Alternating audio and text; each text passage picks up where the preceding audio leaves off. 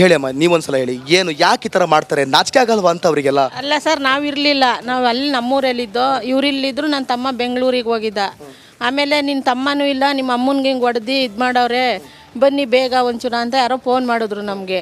ಆಮೇಲೆ ನಾನು ಯಾರೋ ಬೇರೆ ನಮ್ಮ ಊರಿಂದ ಹುಡುಗನ ಕರ್ಕೊಬಂದೆ. ಅಷ್ಟೊತ್ತಿಗೆಲ್ಲ ಹೊಂಟೋಗಿದ್ರು. ನಾನು ನಮ್ಮ ಅಮ್ಮಂಗೆ ಹೇಳಿದೆ, ನೀನು ಯಾಕವ್ವ ಅಲ್ಲೇ ಹೇಳಿದ್ದೆ, ಎಲ್ಕ ಕೊಟ್ಟರು ನನಗೆ ಕೊಡಲಿಲ್ಲ ತಾಯಿ ಅಂತ ಹೇಳಿದ್ರು. ಬೇಡ ಕೊಡೋದು, ಅದರಿಂದ ಏನು ನಿನ್ಗೇನು ಬೇಕು ನಾವು ತೆಗೆದು ಕೊಡ್ತೀವಿ, ನೀನೇನು ಮಾತಾಡಬೇಡ ಅಂತ ನಮ್ಮ ಅಮ್ಮನಿಗೂ ಹೇಳಿದೆ. ಬೇಡ ಬಿಡು ಕೇಳಲ್ಲ ಅಂತಂದರು. ತಿರುಗಿ ಮತ್ತೆ ಏನೋ ಇಲ್ಲಿ ಬಂದಿದ್ದಾಗ ಕೇಳಿದ್ರಂತೆ, ಯಾಕಪ್ಪ ನಮಗೆ ಕೊಡಲಿಲ್ಲ ಕುಕ್ಕರು, ನಾವೇನಪ್ಪ ಮಾಡಿದ್ದೋ ನಿನಗೆ ಅಂತನ. ನೀನೇನು ಹಂಗಂತ ಮನೆಯೊಳಗ ಮಕ್ಕಳು ತಿನ್ನ ಅಂತ ಬೈತಿದ್ದಂತೆ, ನಾವು ಅದಕ್ಕೆ ಕೊಡಲ್ಲ, ನಿನ್ನ ಮಗನ ಕೊಡ್ತೀವಿ ಬೆಂಗಳೂರಲ್ಲಿರೋನ್ಗೆ ಅಂದ್ರಂತೆ. ನಾನು ಬೈದಿರೋದ ಬೆಂಗಳೂರಲ್ಲಿ ಚೆನ್ನಾಗಿ ದುಡ್ಕೊಂಡು ತಿನ್ಕೊಂಡು ಆರಾಮಾಗಿರೋರಿಗೆ ಕುಕ್ಕರ್ ಕೊಡ್ತಾರೆ. ಇಲ್ಲಿ ಅಜ್ಜಿ ಕಷ್ಟಪಡ್ತಿರೋರಿಗೆ ಕುಕ್ಕರ್ ಕೊಡಕ್ಕೆ ಹಿಂದೆ ಮುಂದೆ ಬೇಡ ಸರ್, ಅವ್ರು ಕೊಡೋದೇ ಬೇಕಾಗಿಲ್ಲ. ಯಾತಕ್ಕೆ ಬೇಕು, ಅದಕ್ಕೆ ಯಾಕೆ ಹಲ್ಲೆ ಮಾಡ್ಬೇಕು, ಯಾಕೆ ಅದಕ್ಕೆ ಹಂಗಂದಕ್ಕೆ ಅವರು ನಮ್ಮನ್ನೇ ಅಂದವ್ರೆ ಅಂತ. ನೀನು ಯಾರು ಹೇಳ್ದವ್ರು ಅವ್ರ ರುಜುವತ್ ಕೊಡಪ್ಪ, ನೀನು ಕೊಡೋದು ಬೇಡ ಅಂತ ಈ ಅಮ್ಮ ಅಂದವ್ರು. ಪೊಲೀಸ್ ಕಂಪ್ಲೇಂಟ್ ಕೊಟ್ಟಿದ್ದೀರಿ?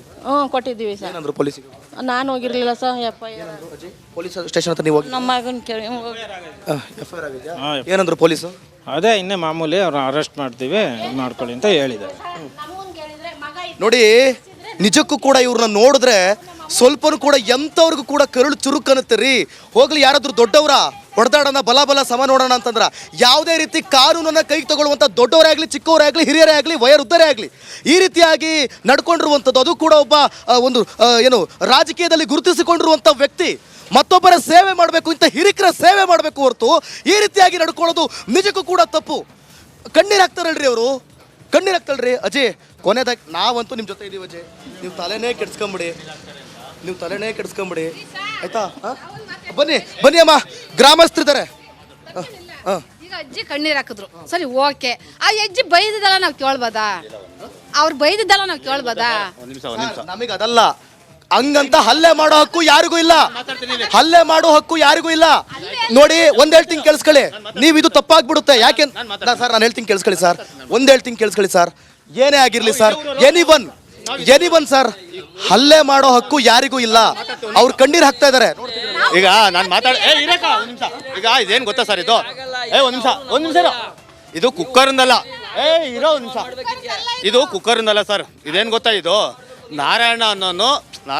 ನಾರಾಯಣನು ಕಾಂಗ್ರೆಸ್ ಕಾರ್ಯಕರ್ತ, ಅರ್ಥ ಆಯ್ತಾ? ಈಗ MP ಎಲೆಕ್ಷನ್ ಬಂದಿದೆ.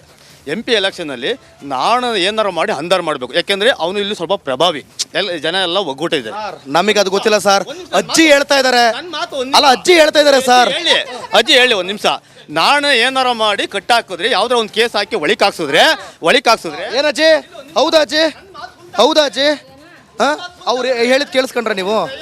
ಅಲ್ಲ, ನಮಗೆ ಅದು ಬೇಡ. ನಮಗೆ ಅದು ನೋಡಿ, ನಮಗೆ ಅಜ್ಜಿ ಮೇಲೆ ಹಲ್ಲೆ ಮಾಡಿದ್ದಾರೆ.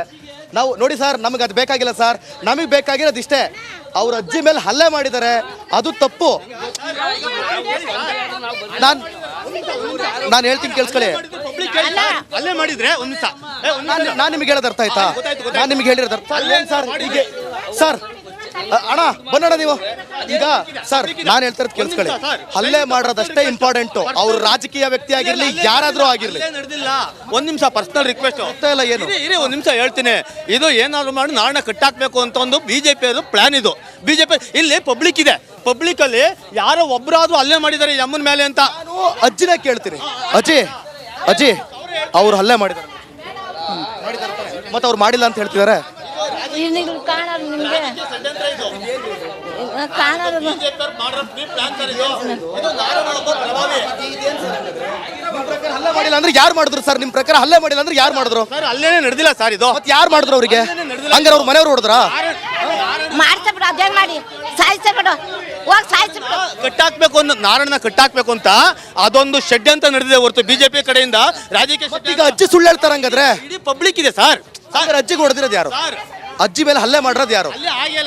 ಹಲ್ಲೆ ಆಗಿಲ್ವಾ ಅಜ್ಜಿ ನಿಮ್ಮ ಮೇಲೆ? ಹಲ್ಲೆ ಆಗಿಲ್ಲ ಅಂತ ಹೇಳ್ತಾರೆ ಇವರೆಲ್ಲ ಗ್ರಾಮಸ್ಥರು. ಇಲ್ಲ ಆಗಿ ಎಲ್ಲ ಇಲ್ಲೇ ಹೋಗಿ ನಿಮ್ಮ ಮೇಲೆ ಹೊಡೆದಿದ್ದಾರೆ? ಹೊಡೆದಿ ಆಗೋಷ್ಟೆಲ್ಲ ಹೊಡೆದ ತಲೆ ಮೇಲೆಲ್ಲ. ಆಮೇಲೆ ಬಾಗ್ಲು ಹಾಕೊಂಡೆ, ಬಾಗ್ಲು ಹದ್ಬಿಟ್ಟ, ಚೇರ್ ತಗೊಂಡ. ಆಮೇಲೆ ಅಷ್ಟಕ್ಕೆ ಗೋಡೆ ಕೆಲಸ ಮಾಡೋರು ಇರಿದ್ರು 3-4 ಜನ. ಒಬ್ಬಮ್ಮ ಅಲ್ಲಿ ನಿಂತವಳೆ ನೀರಿ. ಯಾರು ನನ್ನ ಕೆಲಸ ಬಳಸ್ಕೊಂಡಿಲ್ಲ, ನನ್ನ ಯಾರು ಕರ್ಕೋಗಿಲ್ಲ. ನನ್ನ ನೀನು ಹೇಳ್ಬೇಡ.